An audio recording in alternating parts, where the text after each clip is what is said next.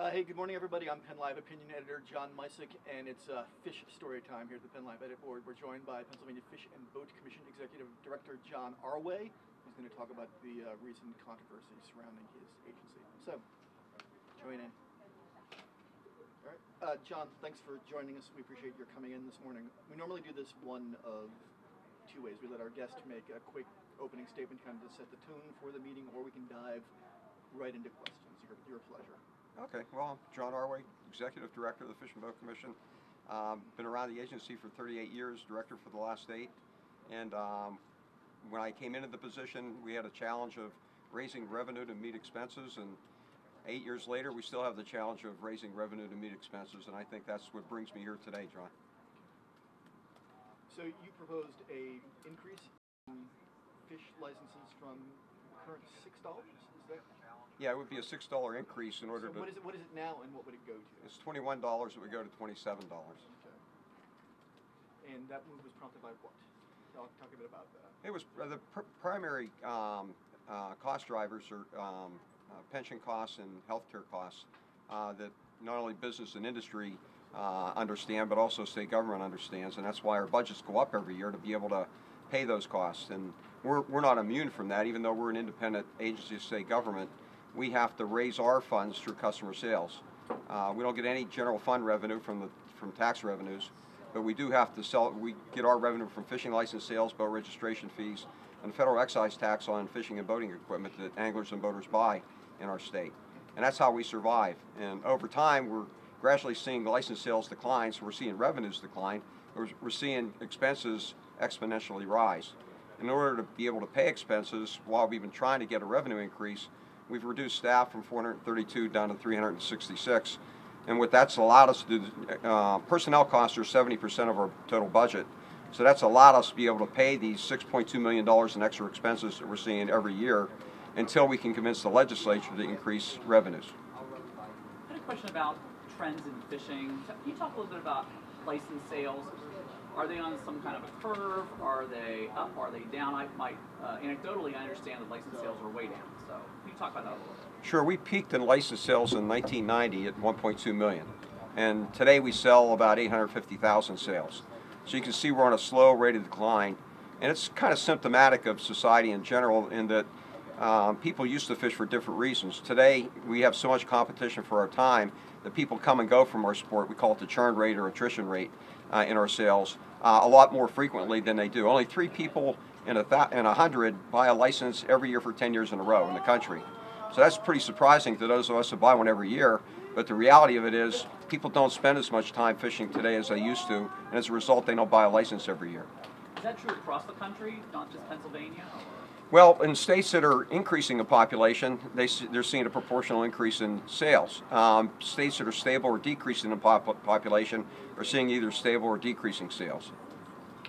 Is the population getting older? Is that part of what's driving it? It is. We're losing more people to the sport through either graduating to a senior and they buy a license and they're good to go for the rest of their life, or they're passing away and out of the population compared to the number of anglers that are entering the sport that are 16 and older. So our marketing and outreach efforts now are focusing on that younger generation and trying to reach out to them, creating special activities, trying to reach into schools, creating special events. We've got a first catch center that we're going to start in Philadelphia this year that we're going to work with the intercity after school program in Philadelphia to bring kids out to these events that we're going to have around the city of Philadelphia in hopes that we can generate more sales per capita in Philadelphia, which has 1.1 million people, and by doing that, that'll increase our sales statewide. So we're trying to just let people know that fishing's fun, it's easy to do, it's inexpensive, and it really allows you to unplug from all the things that are going on in society. We have one commenter on Facebook already saying that they feel that the decline in the amount of fishing license sold is because the price keeps going up. Can you argue either way on that? Well, I don't have to argue. All I have to do is look at the facts. If you look at the facts, you'll see that every time we increase prices, we lose 8 to 10% of the anglers. And prior to 1990, we were building anglers, so we didn't lose. Anglers would eventually come back that would not buy. But we haven't increased prices since 2005, and as a result of that, we're still seeing that slow decline in anglers that we've seen since 2005. So the question is, do we reduce the levels in services we provide to less anglers, or we try to increase the level of services to try to recruit new anglers. And that's really the cliff that we're at. Either we get more revenue to try to build programs and grow growth, or whether we cut expenses and reduce the programs to accommodate the revenues that we get. The legislators have floated the idea that reserves be used to meet the gap between expenses and revenues. Can you speak about that for a moment? Sure. I take claim or blame for that decision. When I became director in 2010, I told my staff we're not going to spend more than we earn. I don't do that in my personal life. I'm not going to do it in my professional life. So we've lived within our means since 2010. As a result of that, if we only earn $52 million a year, we only spend $52 a year. So we put together a budget, a long-term budget, not a one-year budget, and we live within our means every year based upon how much revenue we generate. So that's allowed us to protect $60 million, 1 year's budget, in our reserve. And that's protected for a reason. Penn State Small Business School calls it our strategic strength when they put together a business plan for our agency, much like they would for a private business. Government typically doesn't do that, but most government agencies get a general appropriation. They don't have to live off of customer sales like we do as a special independent agency. So as a result of that, we've got $110 million in deferred infrastructure. So a lot of legislators feel that we need to spend that reserve down before they're going to entertain a fee increase. My argument is that I can spend it tomorrow because I've got twice as much to do with a backlog infrastructure. The trouble is I don't want to spend that down because that protects us and allows us to be able to survive into the future if we don't get a revenue increase. So that's the stalemate, whether we spend that down before we get the increase or whether we live off of that until we get the increase. Any irony from the fact that it's coming from a political body that routinely refuses any overtures to spend down its own reserves? Yeah, I think it's ironic. I think if the legislature would follow our playbook and put together a 5-year plan and live within their means, they'd be in the same position we would be. They'd have a solvent reserve, and they'd have a plan for whether or not revenues increase or decrease over the next 5 years. I have a question from a reader here who wants to know if you would perhaps considering expanding the free fishing program or the free Vets and a Friend Day as a way to expand interest in fishing? Yeah, we have 2 free fishing days, and that, again, is decided by the legislature, not by us. So that's in our law, and we can't have more than 2. So we would have to change the law, and we've seen what it's like to try to change the law for including more free fishing days. The reason we have to is to try to get more people indoctrinated into fishing because they don't have to buy a license. They can go out and fish for free. We try to time those days around holiday weekends when people are outside anyway, and then they can try fishing. We've actually got tackle loaner programs across the state where people can go in and borrow a rod, much like you can check out a book at a library. Borrow a rod, go out and try fishing. A lot of the state parks have them around the state. Erie Public Library has them up in Erie. We really don't have the opportunity to do that because the legislature really controls how many days we can offer. So that's a thing, that's a law. You can't decide on your own to expand the number of free fishing days? Correct. How did that happen? Well, it happens the same way any other law is made. Back when I think there was an initiative nationally on trying out free fishing days as a way to recruit more people into fishing, we approached the legislature and said, let's try it out in Pennsylvania. And we worked with the legislature, decided 2 days was about right, and that's how it was implemented in the law. And what about this VETS program that the reader is Yeah, I'm not familiar with the VETS program. We really don't have anything except we have Wounded Warrior events that we do with Wounded Warriors, as well as Project Healing Water events, which is also a Wounded Warrior event specifically dealing with fly fishing. We have sponsor groups around the state. I waive the fishing license requirement for wounded vets when they come up from Walter Reed so that they can experience fishing in Pennsylvania and have a way to unplug from a lot of the tragic things that they're thinking about. This controversy really came to a boil over stocking and how much, what was being stocked and where. Can you talk about that a little bit? At one point it sounded like a hostage situation, so please share us your perspective on what happened. Well, stocking's expensive, as you can imagine. Raising and growing fish and stocking them is 25% of our total budget. So as a result, we were looking at program cuts across the agency, And the hatcheries, because of our infrastructure, we weren't able to cut as deeply in that program as we were in other programs, because if we did, we'd have to close facilities. You can only take so many people out of a hatchery and still be able to raise fish that we do at hatcheries. So as a result of that, the board, and my board, I have a board of directors of 10, instructed me in September to cut $2 million from our budget to lower the burden, the draw on the reserve. So in order to do that, I needed to cut programs. And they gave me the ability to do it myself by either furloughing people or closing facilities. So I looked to see which our least efficient hatchery might be, and that was our Oswego State Fish Hatchery in Potter County. And when you look at saving money, you look at your least efficiencies, and that's what Oswego was. So by closing Oswego, that would eliminate 220,000 trout from our stocking program. We stock 3.2 million on average every year, so that would take us down to about 3 million statewide. So then the next decision was, where do those trout not get stocked? And it was my decision that I would use a variety of variables to decide where those locations would be. They were biological, social, economic, and the last was political. And the political variable is really what caught fire to this question. And that political variable really was intended by me to not punish legislators that supported what we were trying to do, because they recognized that we needed more revenue to try to get more people fishing in Pennsylvania. And by doing that, I shifted those cuts to districts that didn't support us. And the legislature took that as an insult. And I drew back, and the board drew back within 24 hours. And we said the map's off the table. It's no longer up for discussion. Tell us what you think we should do to be able to make the cuts to save expenses so that we can continue the operations based on the revenue that we get.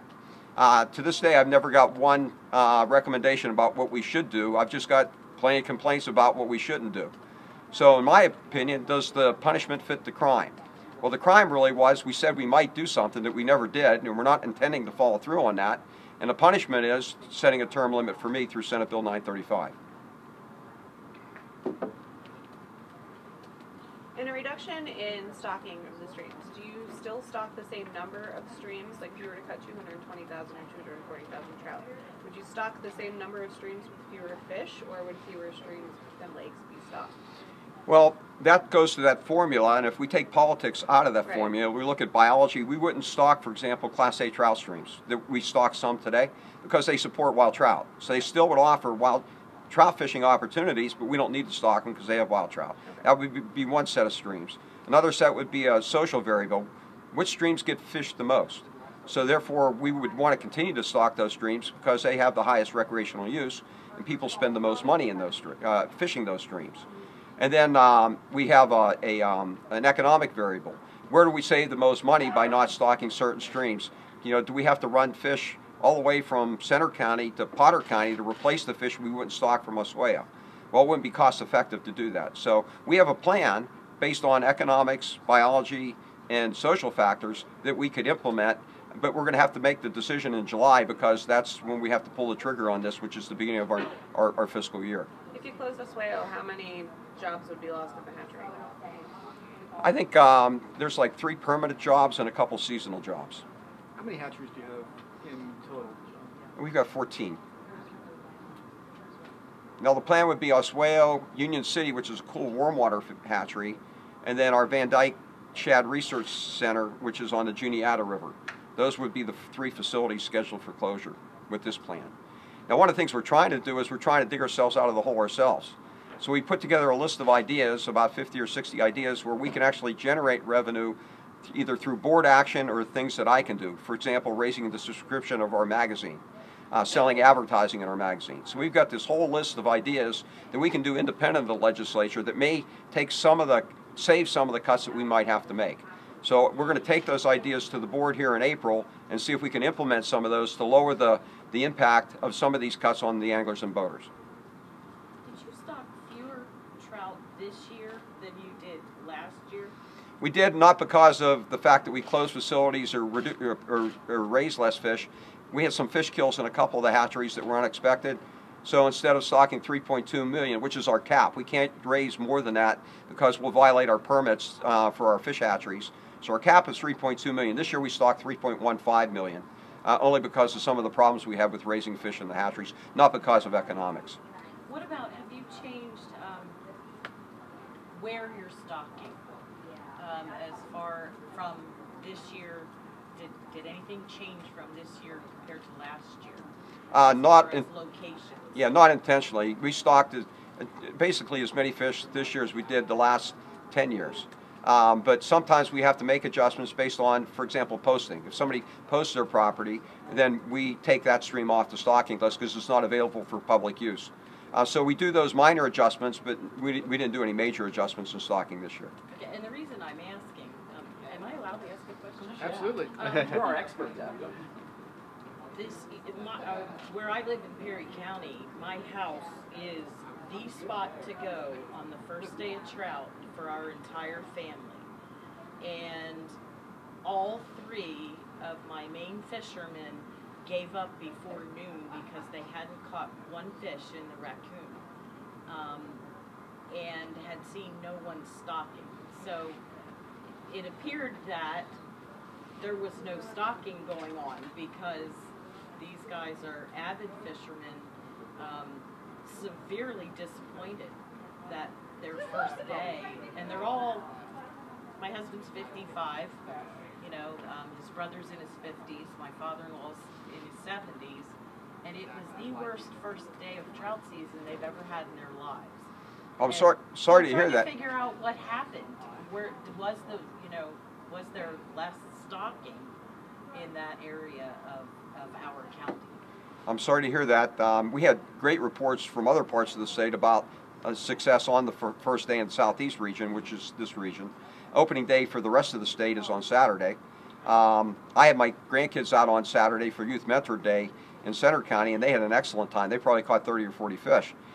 So a lot depends upon the fishermen and whether the stream is stocked. But since we're on social media, one of the things I'd ask you to do is, I don't know personally if Raccoon Creek was stocked or not stocked, but if you go to the app, Fishboat PA, and we list all the stockings of all the streams in all the counties, and it's very easy to see which streams were stocked, when they were stocked.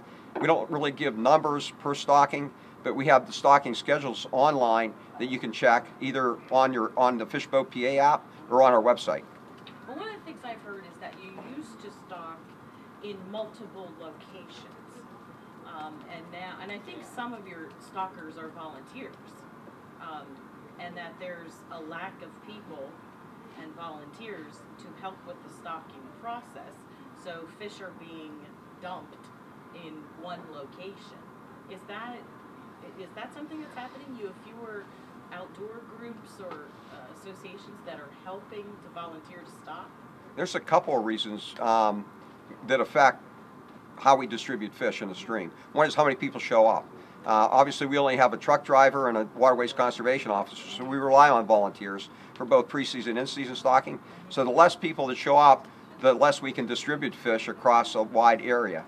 The second reason is because of certain rules, our hatchery truck drivers can only be on the road for so long. They have a Class 3, I think, license that they need, and so they have to log the number of hours that they spend on the road.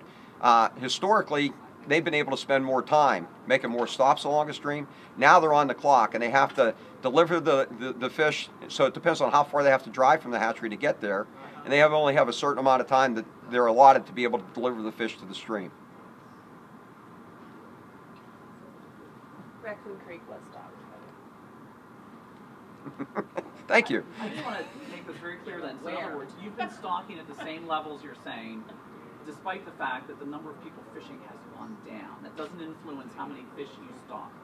That's correct. So the less people there are in the same number of fish there are, there should be a lot more happier anglers out there because there's more fish to fish over. No private company could stay in business with that business model. Hershey couldn't produce more kisses for less customers and expect to make more profit. It just doesn't work that way, and that's the dilemma we're in. We just can't continue on this path of less customers and the same level of services and goods. So we have somebody in our Facebook comments who is saying to us, if you would actually stock adult native fish, maybe there would be an increase in sales. Stock, I'm sorry, John, stock. This reader asks, if you would actually stock adult native fish, maybe there would be an increase in licensing sales. Adult needed fish? Native. Oh, native fish. You Well, know, the only names native versus trout, names? yeah, the only native trout in Pennsylvania is brook trout, and we really couldn't produce. Brook trout are more difficult to raise. They've got different temperature tolerances than rainbows and browns. They only live in headwater streams that are cold and good clean water over the course of the year, where browns and rainbows tolerate warmer water temperatures. So that's the reason they're easier to culture in a fish hatchery. So we really wouldn't be able to supply all brook trout to all the streams. And based upon our studies, most anglers can't tell the difference between a brook brown and rainbow trout. They just see them as trout, which is really why we don't regulate them differently, because most anglers can't even tell the difference between the species that they catch.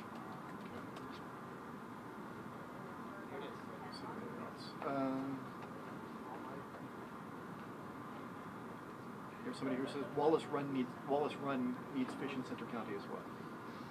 Well, offhand, I don't know. I was fishing very close to Wallace Run.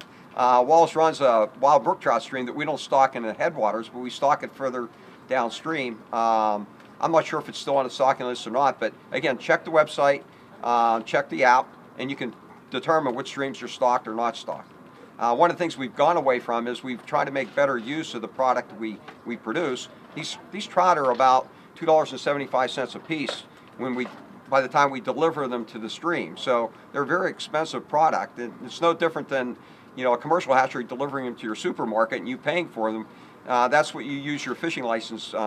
We use your fishing license funds for, is to pay for these fish to deliver them to you.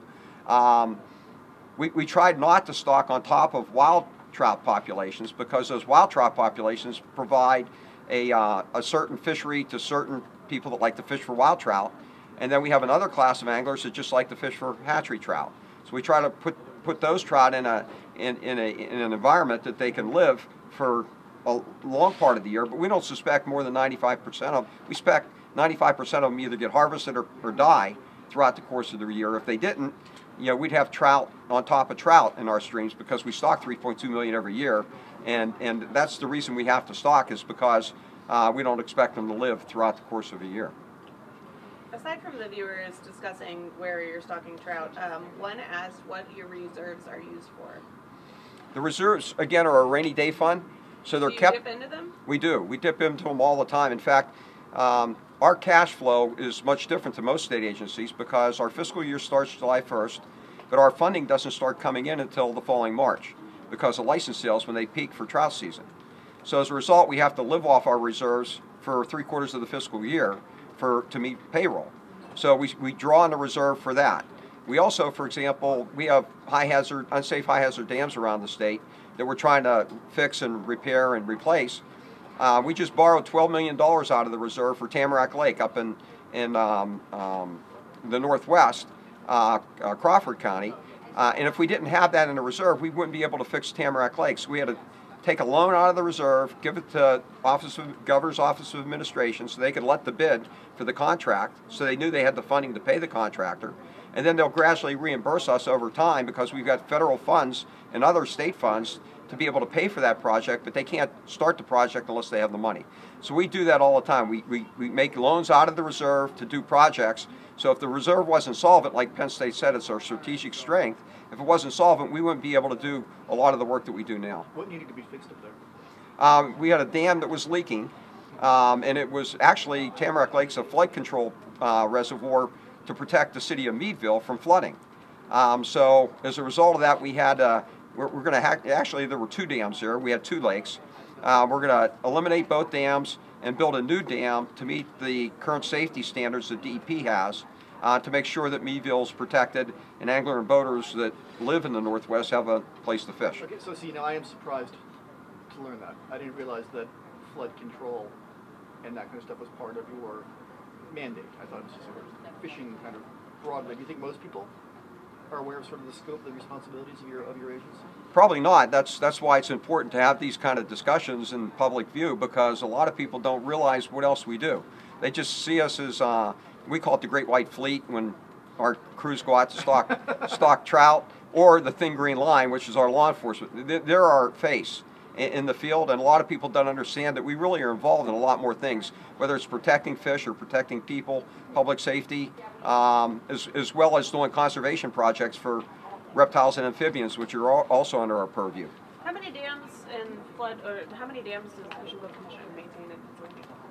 I should know that number, but I don't know off the top of my head. I wish my engineer was here because she knows the numbers. Do but you know in like a flood control area like Tamarack Lake? We only have a couple of flood control lakes that are multi-purpose. They're for recreation and for flood control. So we're not really in the flood control business, but we do have a couple lakes, and Tamarack happens to be one of them. So the situation with the licensing fees now, you're seeking legislative authorization for that, is that correct? And where's that hung up, and how do you expect it to resolve itself? Yeah, we've got a couple of ideas in play. We started out with when I started out as director, I didn't want to increase fees because of what one of your viewers said. If you increase fees, you lose sales, and we can't recover those sales. So I've always resisted increasing fees, and I was hopeful we'd be able to get alternative revenues to supplement the fees that we have from other places. So I was advocating a consumptive use water fee, and I've worked with the legislature about trying to get that and having some of that money come back and supplement angler and boater fees, because the water that's taken out of our lakes, rivers, and streams is public property according to Article 1, Section 27 of our Constitution, and the government, including me, is a trustee for that property. So every time a gas driller drills a gas well and fracks it with 1.2 million gallons of public water, 90% of that stays in the formation and doesn't come back to the surface. But they pay for their surfactant, their prop and sand, all the ingredients in the frack except the water. So the public, I believe, should be compensated for that water. I was hoping that if the legislature would act on that, then the Fish and Boat Commission wouldn't have to increase license fees. I had a number of other ideas, including the sales portion of the state sales tax. Anglers and boaters spend $1.2 billion a year in Pennsylvania fishing and boating, and primarily fishing. Another $2 billion boating. 6% of that goes back to the general fund. We don't get a nickel out of the general fund to reinvest in our business. I thought that would be another good way to eliminate us having increased license sales. Unfortunately, none of that happened, so we were forced, because of this fiscal dilemma, to go back to the traditional model of increasing fees. So we started out with a traditional license fee increase, and then Senator Eichelberger in Wozniak, at a legislative luncheon a number of years ago, said, well, why don't we just give you the authority to increase the fees yourself? You know your business better than we do. You're not going to negatively impact your business model because you want to get more people fishing and boating in Pennsylvania. And we said, where have you been all our lives? So he sponsored a bill, Senate Bill 30 now, which would delegate the authority to us to set fees. We've got the model that we said we're going to implement, so there's no surprises if we would get the authority. The Senate set boundaries about how they could overrule us if they felt we were going too far. It passed out of the Senate very quickly, and it's been clogged up in the House the last two sessions and not able to get through the House Game and Fisheries Committee because some have tied us, our increase, to the Game Commission's increase. And there's a lot of problems with the Game Commission. Right now they're under audit.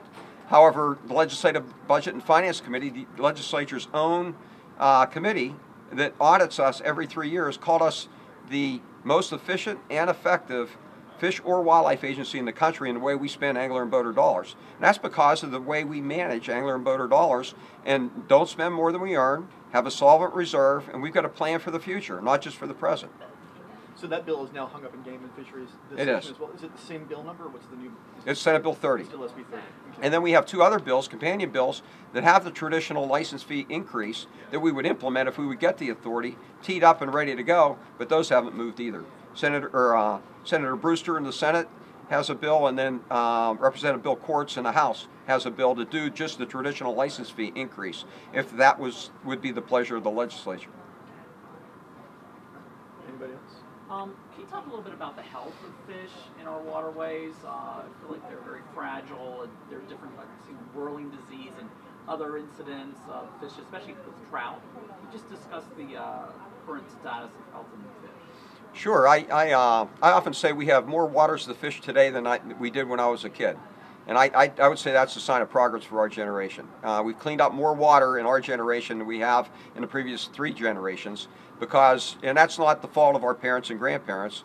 They had to get coal out of our hills timber off our mountains to fuel 2 world wars, a number of world conflicts. But now we're repairing that damage, and we've done a great job at reinvesting in making our water clean again. But as a result of that, a lot of our rivers that never supported fish before because they were too polluted now have fish, but they also see the effects of residual pollution that has a health effect on fish. Now, even though fish are short-lived, most of them don't live more than 10 years, it's very difficult for a fish to get negative health effects, whether it's cancer, whether it's disease, because they don't live that long as we do, to manifest those kinds of effects over time. But when they do get them, you know there's something terribly wrong with the water they live in, which is what happened in the Susquehanna River with the bacterial infections that we saw from 2005 until 2012. Now, fortunately, Mother Nature helped us fix that problem by giving us a couple of high water years and cool temperature years, and we've got a couple of good year classes. Now the Susquehanna's back to almost where it was in 2005. But we've got fish consumption advisories around the state where we advise people not to consume fish because the 2 primary contaminants are PCBs and chlordane and mercury.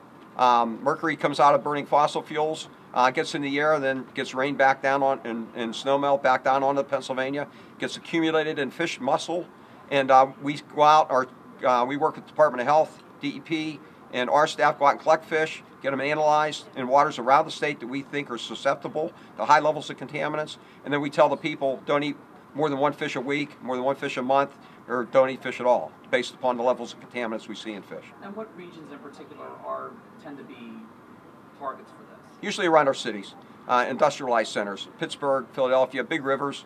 They're they settle out the pollution in their sediments of the rivers, and like bottom feeding fish like carp and channel catfish have a tendency to get exposed to those chemicals more than pelagic fish that live in the water column, and they're the ones that we look at to see whether or not there's high levels of contaminants in those environments. And how would you grade the health of the Susquehanna right now? I was asked that the other night. I said I'd give it a C. The only reason I say C, the fishery's really good right now, but I'm still concerned that we're still seeing disease in young fish when we go out in the springtime. Until that disappears, then the grade will go up. And I'm still concerned we can repeat what we saw in 2005 tomorrow if the conditions are right again. We called it the perfect storm of conditions that caused that large fish kill in 2005 that the river never really recovered from until 2012. Okay, we have a question from somebody watching on the Facebook Live. Why is Pennsylvania allowing so many non-PA-based hunting and fishing clubs to take control of the majority of riverside, creekside, and streamside land that is supposed to be available to the public? Well, we really don't have a vote in that. People can buy property where they choose to buy property and use the property however they choose to use it. The only way we can have an effect on that is when it's on a navigable water. And the courts decide what navigable water is. We've actually gone to court on a number of streams and made the case that they're navigable and they should be open to the public and not posted for private use. And we've done that on the Little Juniata River, and we're successful there when a private landowner tried to keep the public off the property. We went into the courts, hired a historian, worked with DCNR and the courts to make an argument that that water is navigable, should be open to public use. The courts agreed and said the public have a right to use that water up to the ordinary high water mark. So anglers could walk along the bank now and kayak down the stream and fish the stream. The trouble is it's a case-by-case fight because we don't, even though we have an old list of navigable waters, we actually have to make the case every time somebody posts a stream. We did the same thing with the Federation of Sportsmen's Club for the Little Lehigh River in Lehigh County, and we're successful in that case. So it's expensive, it's time-consuming, and it's an individual battle every time a private water is posted for from public fishing. Is that a case where you borrow the cash out of the reserves for the court case and then? We do. We can't predict that, so yeah, we would use the money out of the reserve to do those kinds of things. We have another reader here who's complaining about what I will generously describe as over-enthusiastic enforcement by your officers. Can you talk about what their responsibilities are, what their powers are? This reader is specifically is claiming they've been searched without cause. Well, I can't speak to the Clearly. particular conditions, but I can talk about what a Waterways Conservation Officer does, since I'm the Chief Waterways Conservation Officer for the Commonwealth of Pennsylvania. And we've got a variety of duties. The primary duty is to keep the public and the natural resources safe. We respond to pollutions. That's a top priority for us. and boater safety is a top priority for us. We want to make sure anglers are wearing their life jackets when the water's cold. We're conservation police officers, which means that our mission is recreation and conservation. But primarily, we want to be out there to make sure anglers and boaters are safe and the resources that they fish for and the water is clean for them to use. We've got 98 officers. We're down to about 18 now because of the cutbacks. So we're short in the field. Some people might like that. Maybe your reader would, but we always, I advocate firm but fair law enforcement. It's just like with any law enforcement agency, you got a variety of personalities out there on both the public side as well as on the officer side. Each officer handles his district differently because each district is different. If you have a district in Philadelphia, you get a much different class of public than you do if you're in Potter County in the middle of nowhere. So the officers use their discretion. I get very few complaints about our officers. I'm very proud of that, but we do get some complaints, like you would if any public service agency gets complaints. But we get very few. We work with legislators on legislative complaints that the public make, and we've been able to resolve, at least in my tenure, all of those complaints to a certain degree of satisfaction. What has the feedback been like from anglers on the prospect of a fishing license hike increase of $6? That's the crazy part of this whole dilemma, is that we just had 6 sportsmen's forums around the state to find out what their sportsmen's opinions are. And we had some forums where only a handful of people attended, but we had others that almost 200 people attended. And almost to the person, everybody understands the problem. We presented our financial, I've been criticized for not explaining to the public our financial situation. At all 6 of those meetings and other meetings that I have around the state all the time, I explained our financial condition to the public, much like I'm trying to do to you today, without graphs and charts, but I use graphs and charts for them. And they all understand it, they get it. You can't expect the same level of services and goods that we provided in 2005 and 2018 without a price increase. No business in this country could be able to do that like we've done it. So all the cuts that we've made have been transparent to the public because they haven't seen any cuts in services and programs. But we can't continue that for much longer. It's just we've come to the point, and the anglers almost to the T understand it. The only body that doesn't understand it is the legislature, and I just can't understand why they can't talk to the anglers and boaters. I made an open invitation to the Senate and House members to come to these public forums. We had them all across all regions of the state, 6 different regions. 3 legislators showed up at those public forums to hear what the anglers had to say. So how do they gauge how anglers feel about this? You'll have to ask them. All I know is the anglers are telling me they support the plan that we have. Yes. Cool. All right, John Arway, thanks very much for your time today. Thanks, John. You bet.